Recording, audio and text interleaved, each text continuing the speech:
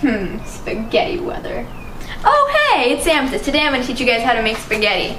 The stuff we have is 2 things of spaghetti, half a pot of water, a thing of garlic bread, a drainer, a bowl, a glass. We've got a noodle spoon and a pizza place cutter, which we use to cut the meat because it works out a lot better. A pound of ground beef. We've got some different seasonings such as lemon pepper, garlic powder, salt, minced garlic. We've got some pepper, some chopped onions, and 2 cans of spaghetti sauce, and then a big pan and lid for the meat. Let's get started. First thing you need to do is take your meat skillet and put it on the stove. Set the stove to medium, and we're going to get out a knife and we're going to cut open our ground beef. Just a nice straight line. And rip it open. Don't forget to wash your hands. We're going to throw the meat in there, and this is basically what the meat will start off out if you use frozen meat. I personally like to work with raw meat better, but the frozen meat works out just as fine. It just takes a little bit longer. And while the meat's cooking, we're going to start boiling our water for the spaghetti noodles. High, obviously. So around the time your meat's still partially frozen, but you start getting some brown on one side, you want to flip it over and start to scrape off all the brown meat in here.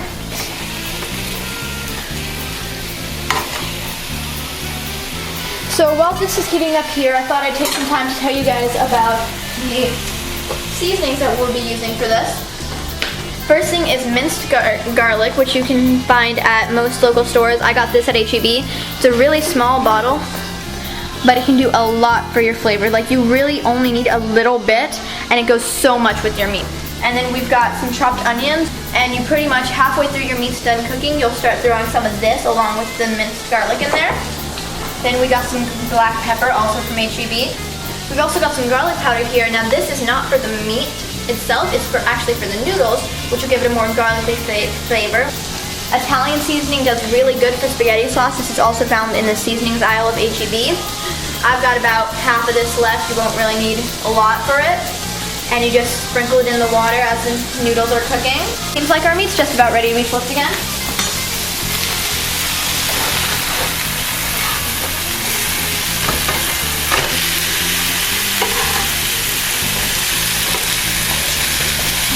Make sure and be careful with this because the grease pops out sometimes and you don't want to get burned. So you gotta watch out with the grease that's popping when you flip it. This is a very kid-friendly meal. But make sure you have your parents' permission to cook it. Now you're gonna want to constantly flip it as it's starting to get, as you see there's a lot more browning meat in here. So once it gets like that, you gotta start flipping it more and more because that means the heat on the thing is going up, on the stove is going up. So you've gotta be flipping it more, that way you don't burn any of the meat.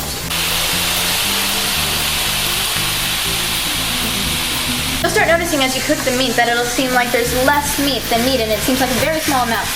But I'm cooking it for a family of 6, and trust me, this meat goes a very long way, and we'll teach you how to do that in just a moment.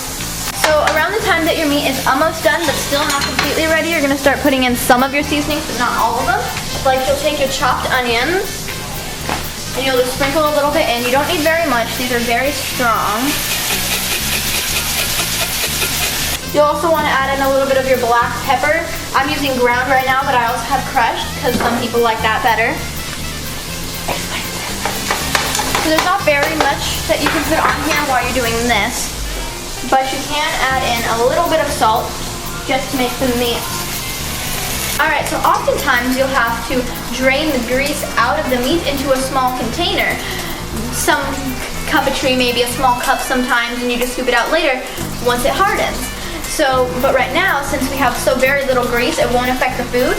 So we'll just move on to our next step, which is we're going to take our 2 cans of Prego spaghetti sauce. You just throw it all in there. Very carefully because it does start to bubble up quite quickly. You'll have to lower it down a little bit more once you do that.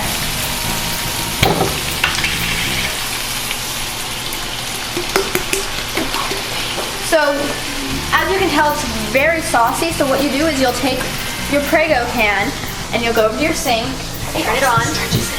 This also stretches it out a bit more when you're feeding multiple people. It's better to do this as well. So stretching it out is basically like, so I've got this much meat. As I've said before, I'm feeding 6 people, so this may not work for everybody. So stretching it out is basically you make it last for everyone. You can make a small amount last for a lot of people while still giving them a good amount of meat. So it kind of looks a lot of water is in there now, but as it starts to cook, you start to see that it's not as watery as you would expect it to be. So now that you have your water in here, you're going to take your glass lid or any lid that you're using for your meat can, and you're going to take it. But before you add that in, you're going to want to take in your minced garlic, and some garlic powder. We're going to come over here.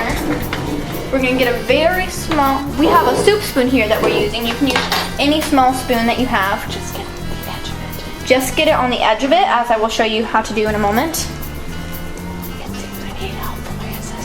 It seems I need help from my assistant on how to open this jar, so I'm going to hand that over to her.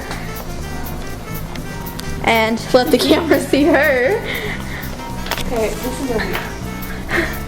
Oh, She-Hulk, please. Sometimes you don't want to slap with a spoon.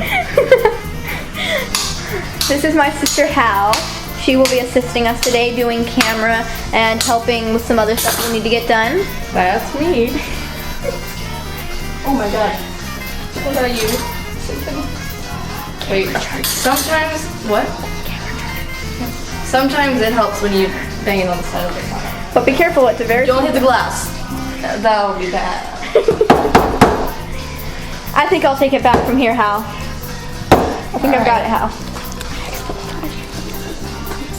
You accidentally... Nice. You gotta push down really hard on these jars.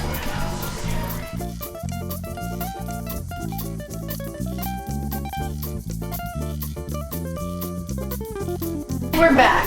So we just opened the jar thanks to help from my sister. You barely need about that much. You're just gonna throw it in there, and you're gonna grab your trusty Pizza Hut thing and stir it all in there. As you can tell, it gets very messy, but easy to clean up as well. So the next thing we have to do, as you can tell, our water is boiled. So we're going to take 1 packet of our spaghetti, and we're going to open up our spaghetti.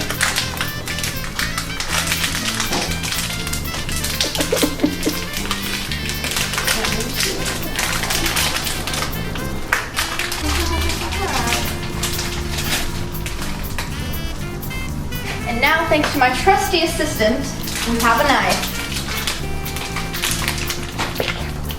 Be careful with knives. You might want to have parental supervision when you're doing this, because I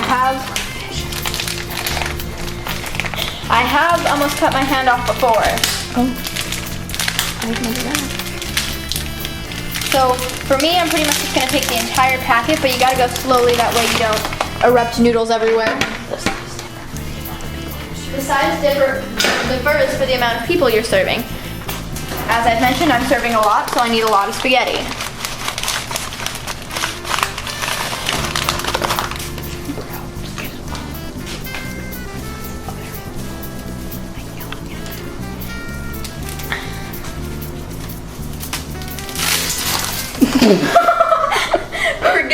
Forget not having an eruption of noodles. It's bound to happen at some point. So you just throw that in there. You're going to want to lower your heat down to about medium here. Get the next half of the noodles. Sorry if the camera sees nothing but noodles for a second. This is going to be a big sweeping job after this. That's why we have children. That is why we have children. Oh, as you can see, it's a very messy job. I'm gonna cut for a minute while I clean this all up before my parents kill me. So you want to stir the sauce regularly, and whenever you have a break, remember, you've got time to lean, you've got time to clean. So you want to take all your stuff that you're done using and that can be thrown away and get rid of them now, during the time of when the sauce is still cooking and the noodles are boiling. You also want to get the rest of your stuff together that you're going to be using for the now. This is also a good time to start seasoning your noodles. So for the noodles, we're going to put on the Italian seasoning, and you're just going to throw some in there, along with a little bit of garlic powder and some this is where you use the ground black pepper for, because it works better on noodles and gives it more of a pizzazzy taste.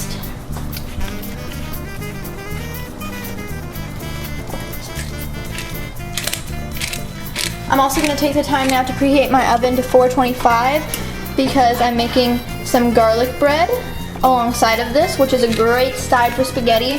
The sauce mixing in tastes amazing. And once you've done that, you just stir your noodles constantly and check on it a little bit. Now we're going to take a little break while the noodles are boiling, and we'll be back with you in a few minutes. Oh, didn't see you there. Huh, smells like spaghetti then. Why don't we go check on that?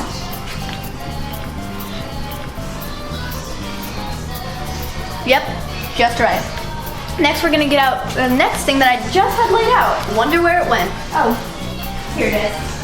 We're gonna get out our drainer. Make sure your sink's clear for this. You don't want your spaghetti noodles getting all grossness on top of it. And now you're gonna carefully take this off the pan and start to drain it out. Take it off the stove, not pan. Silly me. Don't leave it on the counter too long. It'll make your counter melt. No, just mess it up. Well, not melt, but just mess it up. Spaghetti. Oh, hey, didn't see you there.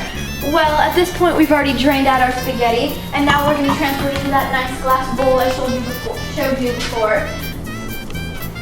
It makes it a lot easier to serve with the glass bowl, so we're just going to take this and throw it into our glass bowl. Now, when you're draining the spaghetti, since you didn't get to see that, I'll explain. You'll take your drainer, first of all, and put it into your sink, and you'll take your pot off the stove, and you'll set it here for a second, and you'll drain it out. Remember, you don't want to leave the pot too long sitting on the counter, or it'll mess up your counters really badly. So basically, you'll just pour it into the drainer and shake all the water out until it's finally completely dry, and it can turn into a nice bowl of this. And now, another thing I've done while you guys were going on break was preheated my oven to make some nice garlic bread. Let's place our garlic bread in here. This will take about 5 minutes to cook. Be very careful because the oven is set to 425 degrees, which is very hot. So you'll want to set a timer for about 5 minutes. That way you're not just sitting there trying to do guesswork. I suggest turning on the oven light. Where is it? Oh, right. That way you can keep an eye on the bread to make sure it's not getting too burned. Yes. Directions may differ with each bread kind that you're using. I'm using New York style Texas toast with real garlic. It's the one I prefer the most. But there's also recipes to make homemade garlic bread, garlic and cheese bread. There's a whole bunch of different stuff you can find. So now, since we're cooking the garlic bread, we've got to check on our meat sauce, which, as you can tell, the water amount has lessened a lot. Evaporation. It's your friend. So, you want to make sure all your meat's nice and grinded up, and you're going to check over to make sure you have it on low. That way it doesn't get cold and your meat doesn't end up sticking with the sauce, because it's really terrible when that happens. And you're just going to let it simmer there for a little bit. And by the time this is done, this will be perfectly ready and we can start serving the plates. See you in a few.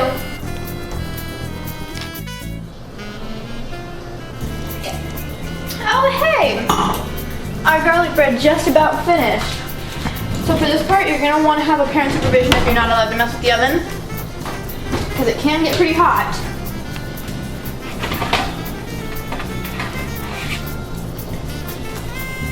And there, some nice garlic bread. Make sure you turn off the oven or it will be a disaster. So now we're going to turn off our sauce, which has been simmering for the past 5 minutes, and we're going to serve ourselves a plate. First, we want to stir in our sauce, that way it's not too liquidy or too meaty.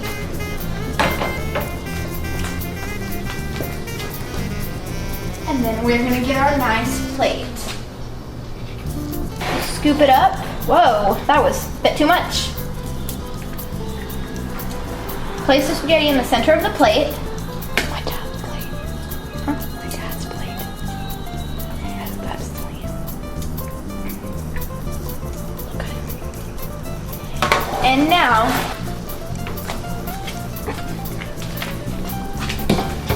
and you get a nice beefy piece of garlic bread and put it on the side.